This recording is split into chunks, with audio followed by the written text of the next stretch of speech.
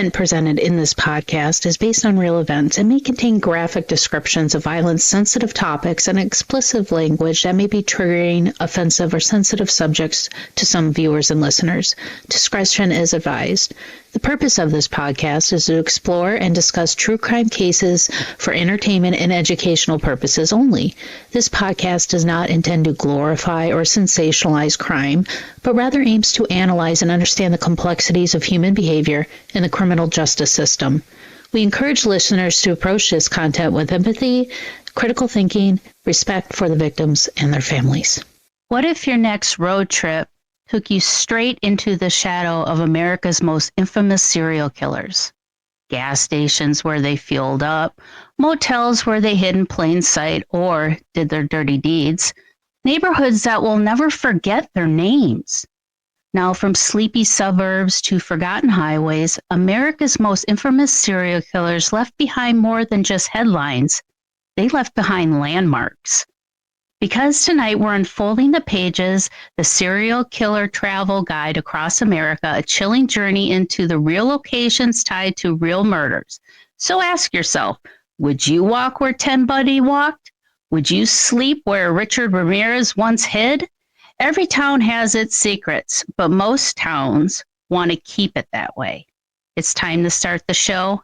Let's hit it.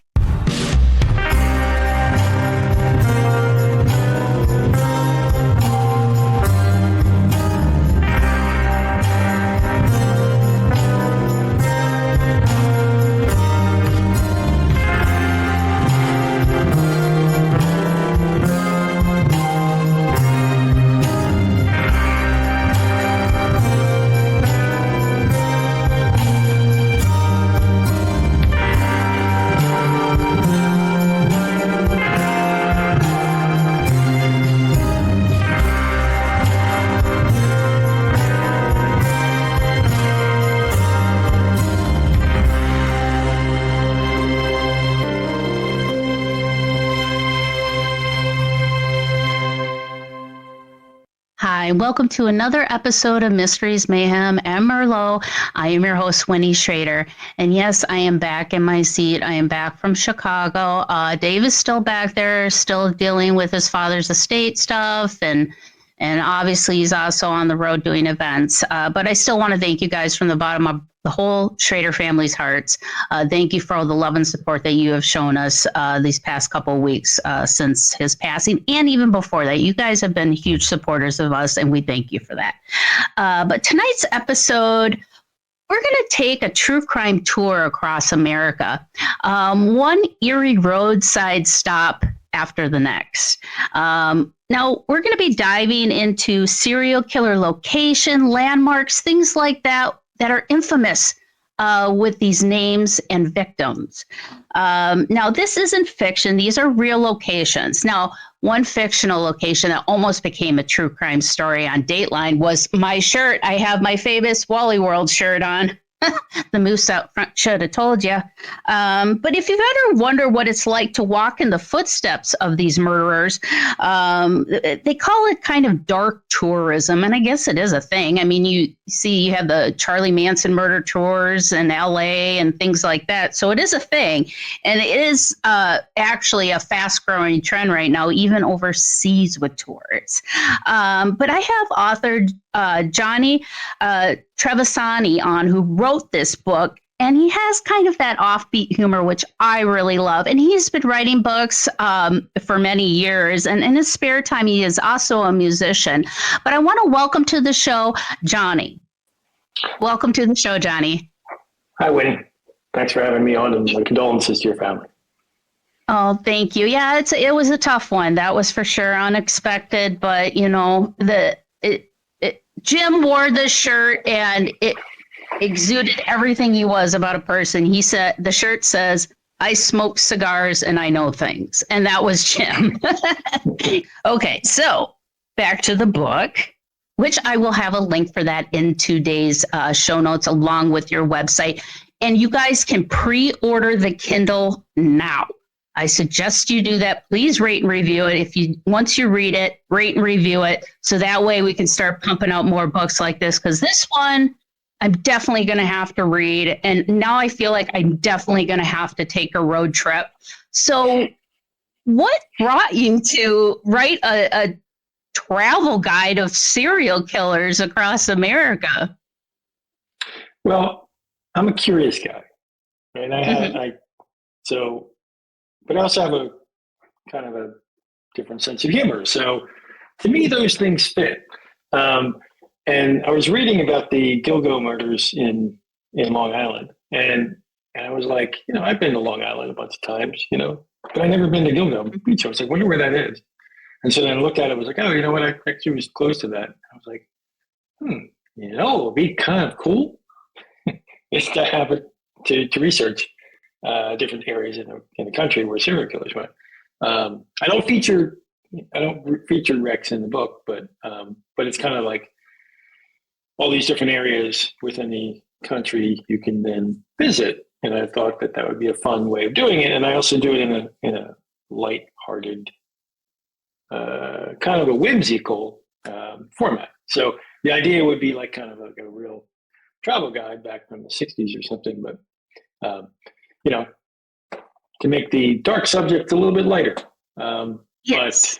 But yeah, so that was the approach to it. And so it led me down I guess I'm supposed to say journey. It can be kind of redundant with the book, but it led me on an interesting journey, discovering new serial killers that I'm not familiar with, which was kind of cool. And rediscovering old ones. Because of course you're going to have to go to Milwaukee, but for Jeffrey Dahmer, but that apartment building's no longer there, but you can get the sense of it there. So, I just thought it would be fun. It would be a fun take on both travel guides and serial killers.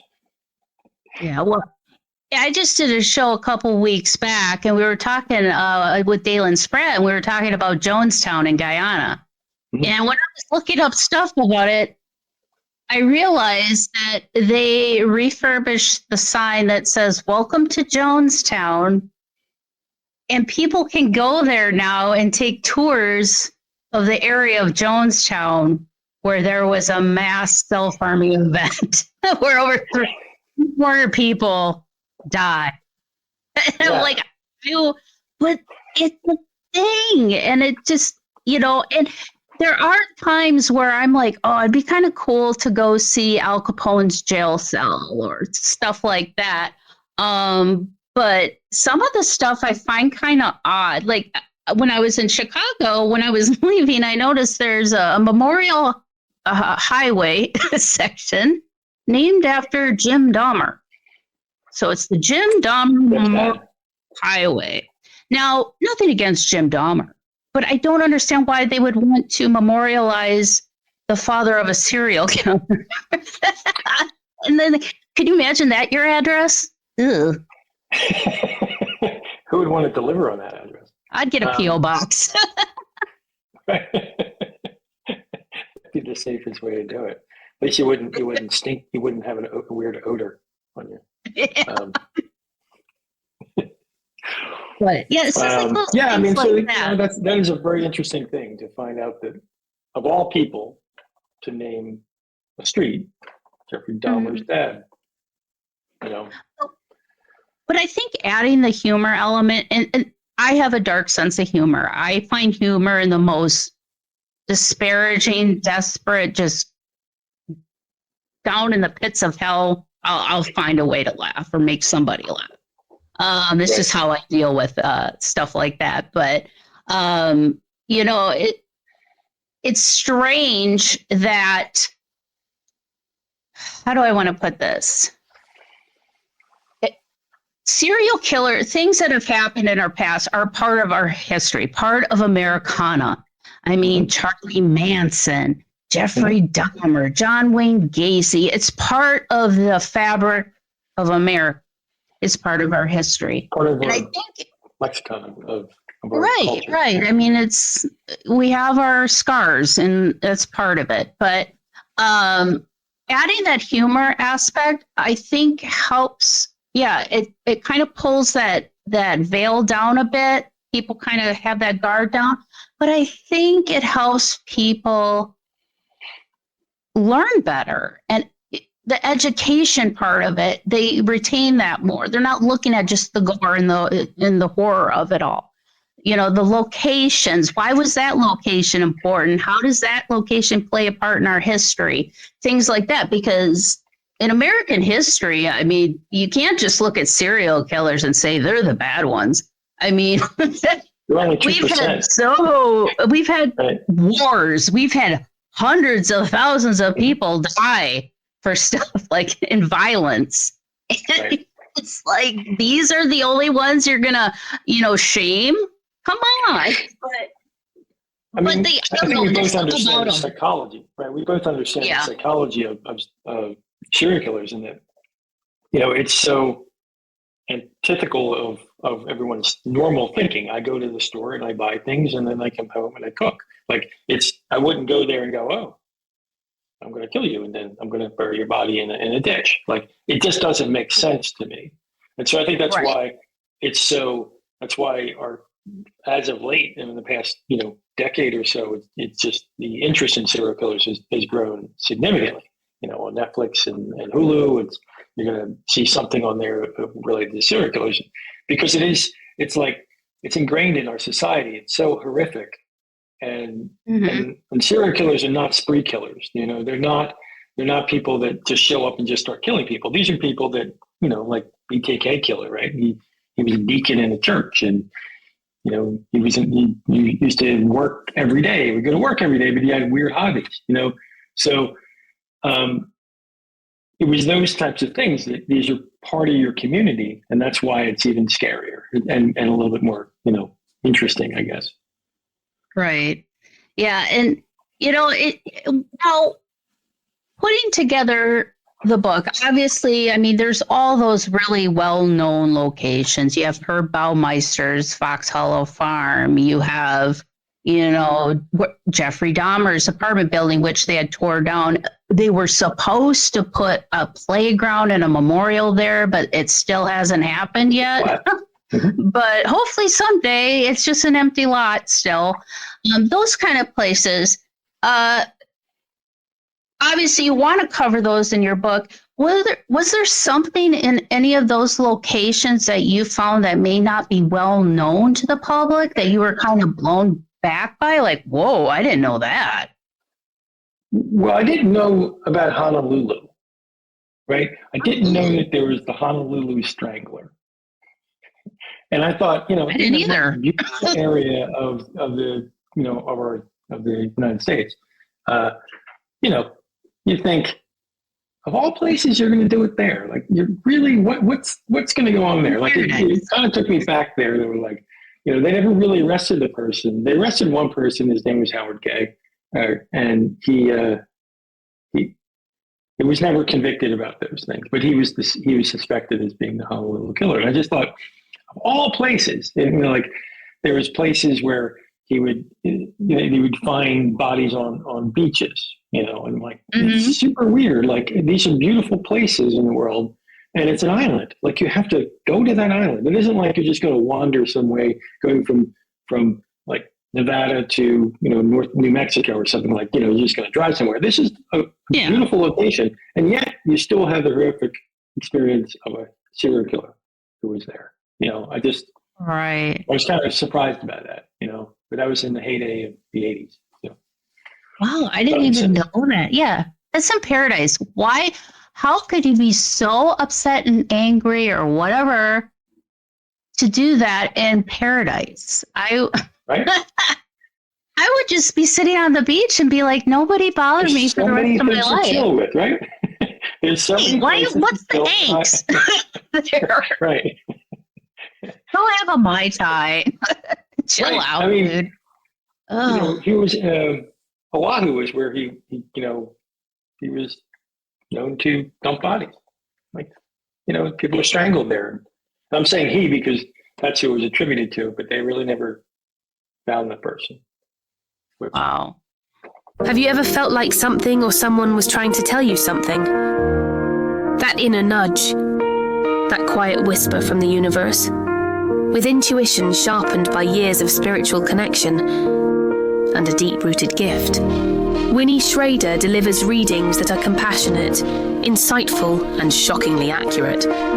Whether you're facing a crossroads healing from heartache, or just curious what the cards reveal, Winnie creates a safe, sacred space to explore your journey. This isn't fortune cookie fluff. This is honest, intuitive guidance from someone who's helped hundreds find clarity, closure, and confidence. If you've been waiting for a sign, this is it. Book your session now at lovelotustarot.com and take control of your journey. That's lovelotustarot.com. Winnie's sessions are personal, powerful, and often life-changing. That's lovelotustarot.com.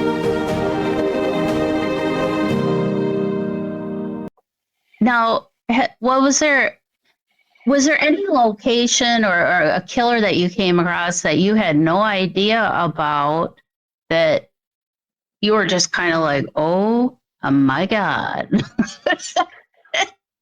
Well, yeah, I mean, there was a killer so there was actually two killers in Alexandria, Virginia, and one was super unique. I never knew about it, and his name was Charles Severance, and this is relatively recent, like from the year 2000, early 2000s area. And he was known as the grudge killer because he had a grudge with not necessarily people, a little bit. There was one person he had a grudge with, but he just hated government. So most of it was related to his hatred of government, and somebody represented the government there, and he would kill them. He would just knock on their door, they would open the door, and he would kill them, and then he would leave. And but there's a fun fact about him is that he ran for mayor of Alexandria, and he also ran for Congress in Alexandria. Now, if you've ever seen pictures of this guy, he would be unique in Congress. Let's put it that way. He looks like I'm trying to how I would describe it, but if Santa Claus went on a crack binge, that's kind of what he would look like, right? Interesting. I can't wait to look this guy up. Oh, God. Yeah. So he, and in Alexandria, if you've ever been there, it's a very quaint city, and you think two in this place, two people, right? There were two murderers there. Then I was like, okay, I did not see that. There was another person named Monty Rissell, and that was back in the 70s. But I'm thinking, what about Alexandria is going to create two serial killers? I mean, I'm from Philly, and we're known for a couple serial killers. One of which is in the book. One I didn't leave in the book. And, and during the 70s in Philly, David Lynch even would talk about how it makes sense. Yeah. It was I mean, when you live in the city, that makes sense. You're deal with poverty and drugs and crime. It's a beautifully quaint city, beautifully quaint. Like it's cobblestone, cobblestone streets. I mean, really. So it was just kind of interesting to find that place as being part of it. And in fact, the Monty Rissell was featured in Mindhunter. If you ever saw that show. Oh yes, love Mindhunter. Right. So yeah, I mean, as I started to research it, because I mean, I've been to places, and then you just start going into the rest of the country, and you start researching, and it's like, well, I didn't really see that, of course you're going to go to Washington, you're going to go and you're going to see Bundy, but it's also difficult to attribute a serial killer to a location, because they're not necessarily attributed to a location in many cases. Like Bundy, killed a bunch of people in Florida. It wasn't just in the Pacific Northwest. So I put them in the Pacific Northwest. We have our own people down in Florida. There's other people we can work on. You'll get your shot. Hang on.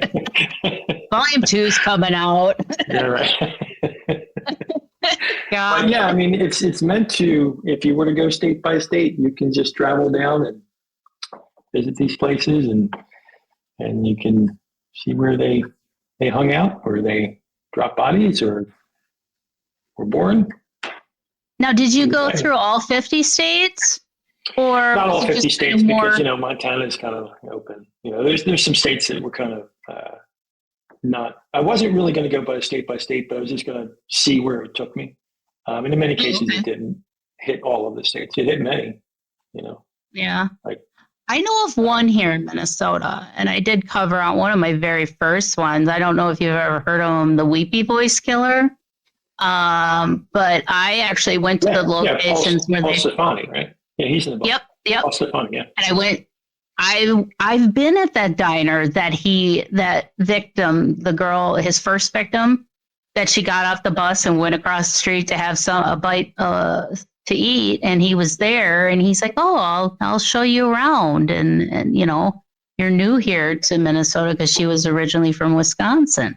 And she didn't even make it here 24 hours. But I went to the locations where I was just like, man, this is eerie. This is just weird, but kind of cool at the same time because it's almost like you get that tangible touch on history. That's why we go to museums. That's why we go, to, tour old mansions and things like that. We want to feel tangible to that era or that time. Whatever event or whatever happened there, it's just, I guess it's a place for us to feel tangible and connected to it. And 100%. it is odd, but we are human, and the human condition is we just like weird stuff. So it's just, I think it's kind of the same line if you like a drive-by accident. You're going to rubberneck. You're going to look as much as you don't want to look. You're going to look. And that's kind of what it is when you go from city to city, right? You're looking at like, maybe I shouldn't, but I'm really going to look. I'm pretty interested in this, right? I mean, I remember when I was pretty young, there was it's not in the book and it's related to a mob hit, but it was a mob hit. And it was like they blew up this building, they blew up this house. And my brother grabbed me and goes, "We're going to go." And that's what we did. We went over and we looked at their blown up house. That's essentially what it is. You have this connection to history. You want to see it. Right. Okay. Well, the book is A Serial Killer's Travel Guide Across America, your coast to coast tour of terror. Yes, it'll be available. You can pre-order it now on Kindle. Now, when is the book going to be available? So early August. It'll be available in early August in all formats. It'll be in Kindle and it'll be in print and in audio. Oh, perfect. Yeah, like I said, this is a definite road trip book that you need to have in the car. I could have used this going to Chicago, probably. Nice. You have some other books that are currently out as well. What are some of those books and topics? So I have one book. It's called Serial Killer Quote of the Day. And it is what it sounds like. It's biographies and quotes around those biographies with fun facts. Interesting. Because what was interesting about that was, you hear the word in words. It's pretty interesting, like the psychology behind their thinking, and that's really what the impetus of that book was. We broke it up as a fun day, like a day calendar type of book kind of thing. Cool. Quote a day. That was that's kind of what they designed the book, and I think that's pretty funny. So that is hilarious. So, people immediately look up their birth date. Who's on my birthday? Everybody does that when you get a calendar. What puppy is going to be in the month of August for my birthday? What was one of your favorite quotes that you started that whole book was a quote from Jeffrey Dahmer. And the quote was, my refrigerator broke and the meat spoiled. And that was because the police arrived at his apartment because of the stench that was coming from there. And the people who were in the area were complaining about it. And so just think about that mindset. Like, he's got body parts in the, heads and body parts and everything in there. And he was cogent enough to say, oh, I'm going to cover it by just saying my refrigerator broke and the meat spoiled, right? That's pretty wild. Yep. So that just sort of brought me into like into that world and just researching a lot of that. That was fun. Yeah. Yeah. I know, like the neighbors, like she would sit there. She said that she was constantly spraying air freshener because it just, and when you're in an apartment building, you have shared vents. So somebody on the first floor cooking curry, you're going to smell it in your apartment, maybe 5 doors down. Most definitely. That's what happens. Yeah, that's what happens in an apartment building. Oh God, can you imagine just smelling that? Ew. Right? I mean, that's why I thought that quote was so gruesome and so telling, and that's what just started me that whole book for me. Like, it's gruesome. It's a gruesome thought, knowing the truth behind it. And yeah, I know. When you hear other ones, and you hear how, like, a quote from Ed Kemper, who was one of my prototypical serial killers, his thing was, actually, blood is a pain in the ass, and you think, right? So that's what actually, blood is a pain in the ass. It was a quote from him because as he was practicing on the co-eds he was killing, he was trying to figure out what to do with, blood's getting everywhere. Like, can you imagine that line of thinking? Like, oh, actually, blood is a so messy. Jeez. Yeah, right. Jeez, how am I going to get this paper out? Towels. Clorox wipe, something. It's like, yeah, I know. And it's like, that's their mindset in those moments. And you're like, that's what you're worried about right now, dude. I mean, you have worse problems than this. I mean, Kemper, if you think about Kemper, he was the prototypical serial killer. Like, he knew what he was going to do. And he was methodical, and he wanted to kill his mother in a certain way. Like, he really wanted to do it the right way. He didn't want to just do it, the wrong way. He wanted to kill her and do things to her body and her head and her, that he wanted to make sure he did it correctly. And so he practiced on that. He wanted to humiliate her. That's what he wanted to do. Another quote from him was that, he said he put her vocal cords down the garbage disposal, and he said, but I could still hear her talking. I know. It's like, maybe that's how they get through dealing with what they did as humor. I don't know. Right? Yeah, she's still yelling at me. Ugh. Right. His mother was really pretty brutal to him. Yeah, I do want to do an episode on Ed Kemper, because he was like, I guess if you want to look at it on the surface, he's kind of like a textbook serial killer.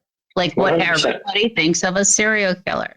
Sadistic. Yeah, because even when he finished, he called the police and said, and gave himself up, and they didn't believe him, right? They didn't believe him, and then he went over the list of other kills that he did, and then they knew, then they caught him. But he was finished. Like, he achieved what he wanted to do. There was no need for him to do it, so he was ready. I mean, right? It's just he was an odd duck. But Mindhunter, speaking of, that was kind of their main case study on developing the criminal psychology for serial killers, and then they would call it like succession killing or sequence killing, and then eventually serial killer stuck. But well, thank you so much for coming on. This was, I like taking a little bit of humor and interjecting it with dark. It's not that we're making fun or thinking any ill will against victims.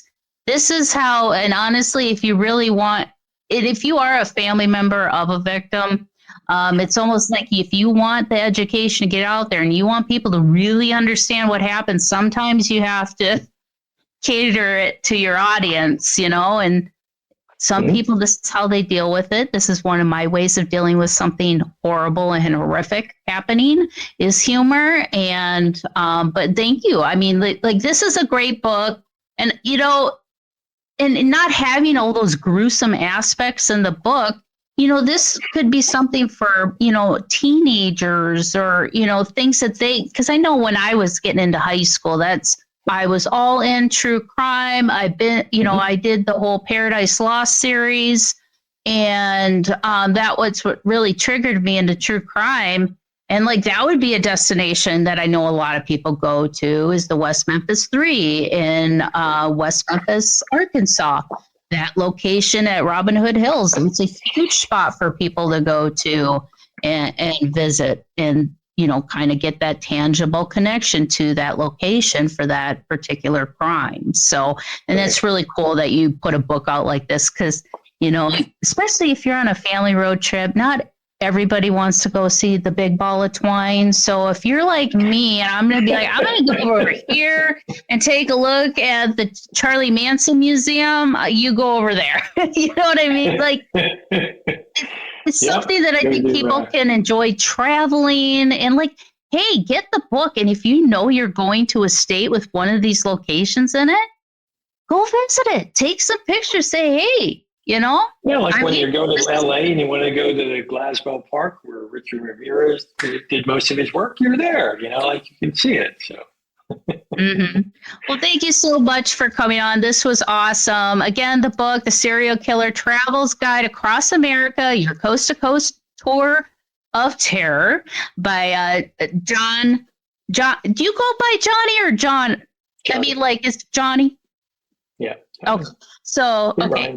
And I'll have a link for that in today's description to pre-order the Kindle book, but it will be coming out in all formats. So just keep your eye on it, pre-order it, do whatever you got to do.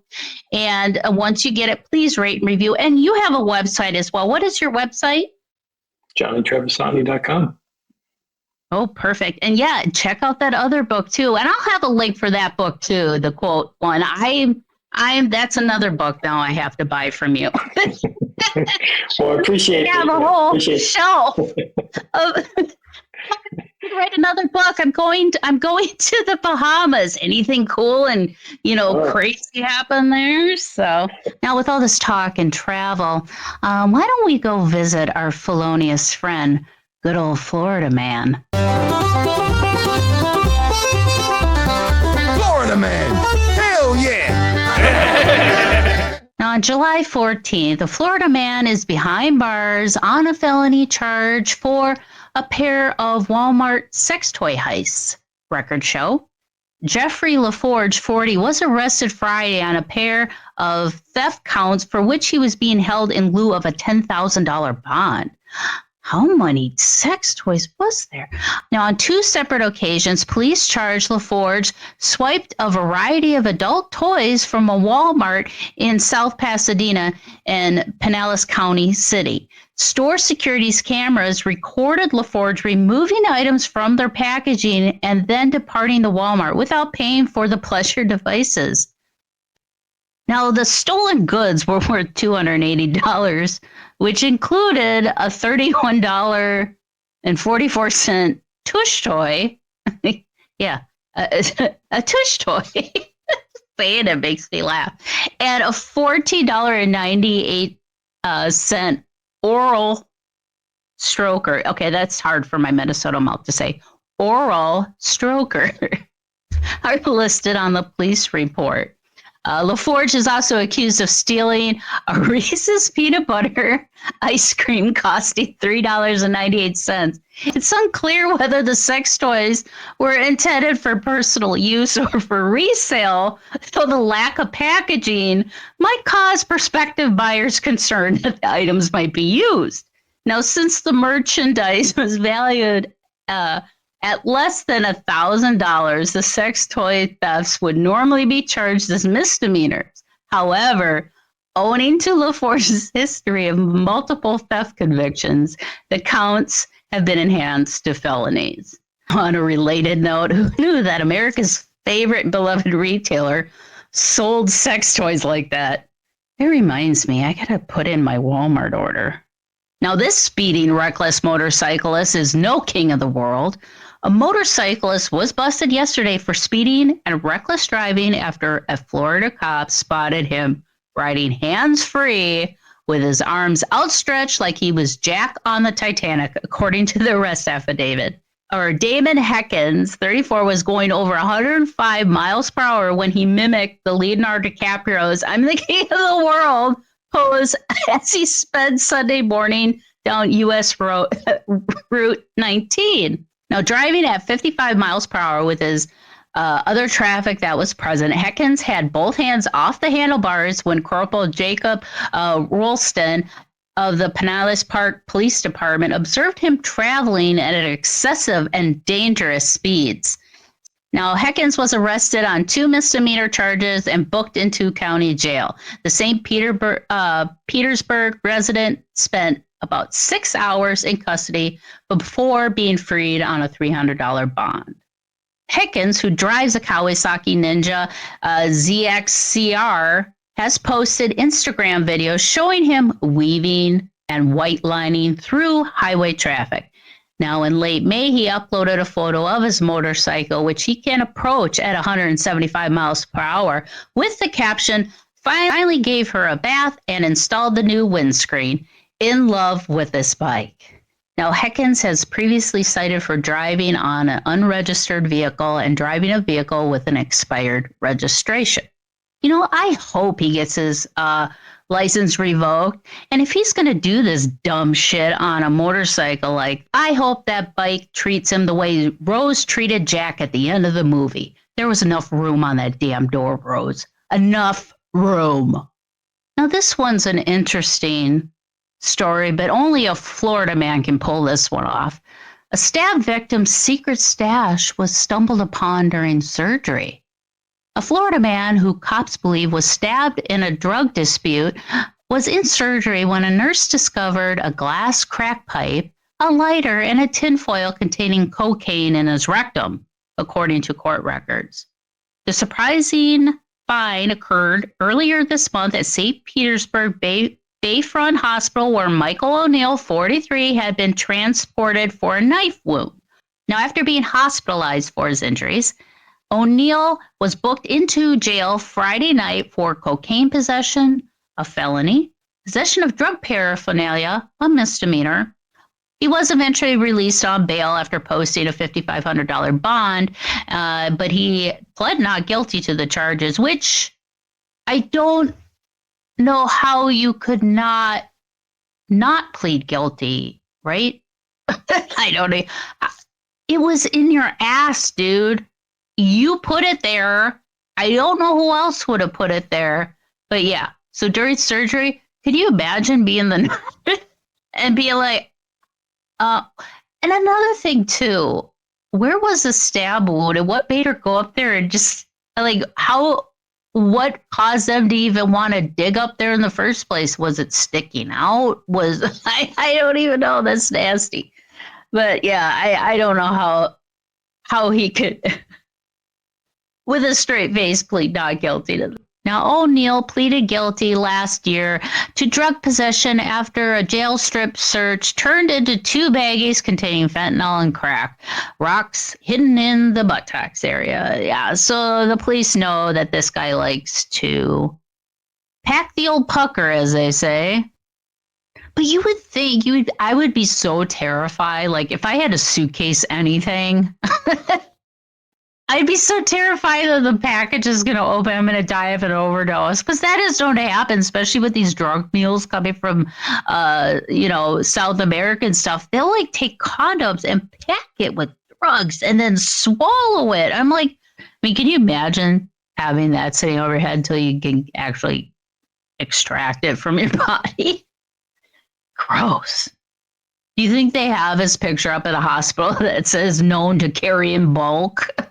Well, again, thank you guys so much for joining me. And again, just follow us. You can follow Dave at the Paranormal 60 on YouTube, and you can follow me. And I would love for you to subscribe to my channel. I'm trying to grow my audience so that way I can branch off and start doing this as a career. Since my health ailments kind of keep me homebound at times, it's hard to have a job outside the house. So I would love to make this my career, but I need your help. So if you could subscribe to my channel, if you know anybody who is a true crime junkie, share my stuff with them, have them subscribe. And pretty soon, like I said, it's been in the works, but apparently life has different plans for me, but I will be getting up that paid subscription content. I have been working on it, but like, every time I get a little bit ahead, something kind of knocks me 2 steps back. So bear with me.